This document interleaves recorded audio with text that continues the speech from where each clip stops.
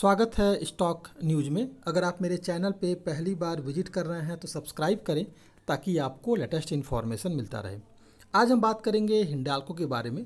अगर आने वाला जो ट्रेडिंग सेशन है वो कैसा रह सकता है और आज जो गिरावट आई है इसके पीछे का रीज़न क्या है। इसके पहले जो है हम चार्ट पर भी एनालिसिस करेंगे, लेकिन इससे पहले अगर देखा जाए तो आज जो है हिंडाल्को की तरफ से एक अनाउंसमेंट किया गया है। अगर आप देखेंगे तो 2 अगस्त यानी कि आज के डेट में अनाउंसमेंट किया हुआ है। और क्या अनाउंसमेंट किया है तो अगर आप देखेंगे तो इस कंपनी ने अपने Q1 का रिजल्ट जारी करने का अनाउंसमेंट किया है और कंपनी कह रही है कि अपने फाइनेंशियल ईयर 2023 का Q1 का रिजल्ट जो है वो 10 अगस्त 2022 को यानी कि बुधवार के दिन जो है ये जारी करेगी। और इसके अलावा इस दिन बैठक होगी, उसके बाद जो है इस कंपनी का Q1 का रिजल्ट जारी होगा और ये शाम को 4 बजे तक इसका Q1 का रिजल्ट जो है आ सकता है।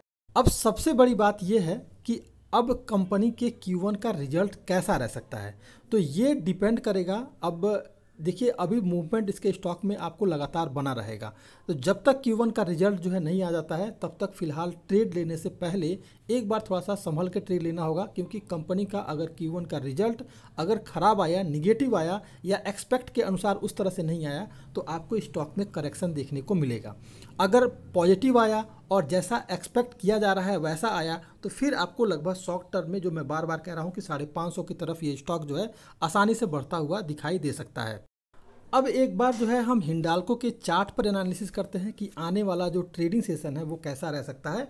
इससे पहले बता दूं कि मैंने जो है इससे पहले एक वीडियो बनाया था, परसों बनाया था, 2 दिन पहले वीडियो बनाया था हिंडाल्को पर और बताया था कि हिंडाल्को के शेयर में गिरावट जरूर आएगी और जब तक ये स्टॉक 400 या 405 रुपये के करीब आता हुआ दिखाई ना दे तब तक फिलहाल आपको ट्रेड लेने से बचना होगा। और ये मैंने बात परसों के वीडियो में बताया हुआ है, क्यों अगर किस तरह का गिरावट आएगा, क्यों गिरावट आएगा, वो सारी चीज़ें बताई हुई हैं। अगर आपने मेरा वीडियो नहीं देखा है तो एक बार जाकर के विजिट करें, उसके बाद जो है पता चल जाएगा कि क्यों जो है इसके स्टॉक में आज करेक्शन देखने को मिला है।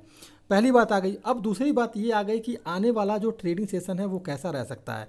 तो अगर आप देखेंगे तो 1 महीने के चार्ट पर अगर लेके चले इस स्टॉक के बारे में तो आप देखेंगे कि इस स्टॉक ने लगभग जो है 340 रुपया, आज से 1 महीना पहले जो ये स्टॉक जो था 4 जुलाई के करीब 340 रुपये के करीब ये स्टॉक था और इस बीच जो है ये 424 रुपये के करीब स्टॉक चला गया है। यानी कि इस बीच लगभग जो है 78 से 79 रुपीज़ का इसने जंप दिखाया है और 23-24% का रिटर्न भी जो है इस बीच दे दिया है। तो इतना बड़ा अगर रिटर्न कोई स्टॉक दे रहा है और लगातार तेज़ी आ रही है तो प्रॉफिट बुकिंग आनी जो है लाजमी बात है।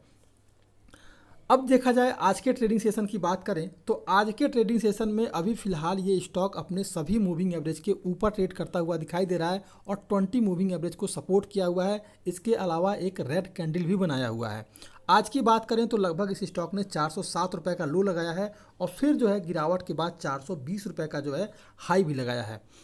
अब रही बात कि इसके स्टॉक में आने वाला जो ट्रेडिंग सेशन है वो कैसा रह सकता है, तो अगर आप ऑप्शन चेन पर एक बार नज़र डालें तो 415 रुपया इसका एक मजबूत सपोर्ट जोन बन रहा है।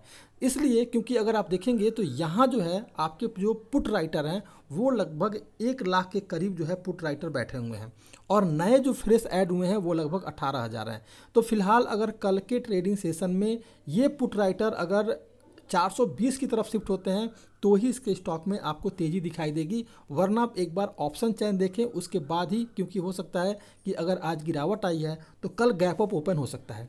तो गैप अप ओपन हो तो तब तक आप इसके स्टॉक में ना एंट्री लें जब तक कि फिर से गिरावट ना आए, और जब गिरावट आए तो आप जा कर के 410 रुपये के करीब जो है इस स्टॉक में विजिट कर सकते हैं या फिर अपना निवेश कर सकते हैं। और क्योंकि 410 रुपये के करीब इसलिए कह रहा हूँ क्योंकि ये जो ट्रेडर हैं वो लगभग 410 के रेंज में जो पुट राइटर बैठे हुए हैं वो लगभग 3 लाख के करीब हैं। तो यहाँ से जो है आपको इसके स्टॉक में फिर से तेज़ी देखने को मिल सकती है।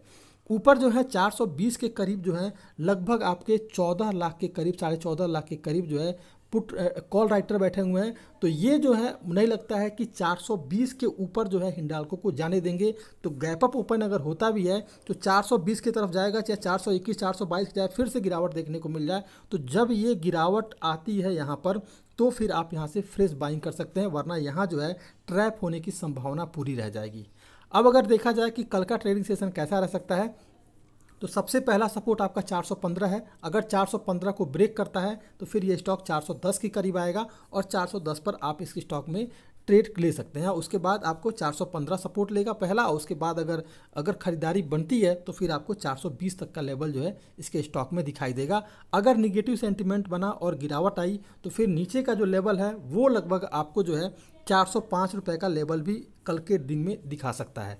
तो ये था आपका हिंडाल्को। फिलहाल अभी जो है जब तक 10 अगस्त को इसकी बोर्ड की बैठक होने वाली है और Q1 का रिजल्ट जारी होने वाला, तो जब तक ये कंपनी अपने Q1 का रिजल्ट जारी नहीं कर देती है तब तक जो है इसके स्टॉक में कहीं से भी एंट्री लेने की ज़रूरत नहीं लग रही है मुझे, क्योंकि कैसा रिजल्ट रहेगा अभी कोई नहीं जानता है। पॉजिटिव आएगा, निगेटिव आएगा। अगर निगेटिव आ गया तो बड़ा करेक्शन देखने को मिलेगा और लगभग ये स्टॉक फिर से जो है ये स्टॉक आपको 360 से लेकर के 370 के रेंज बाउंड में जाता हुआ दिखाई दे सकता है।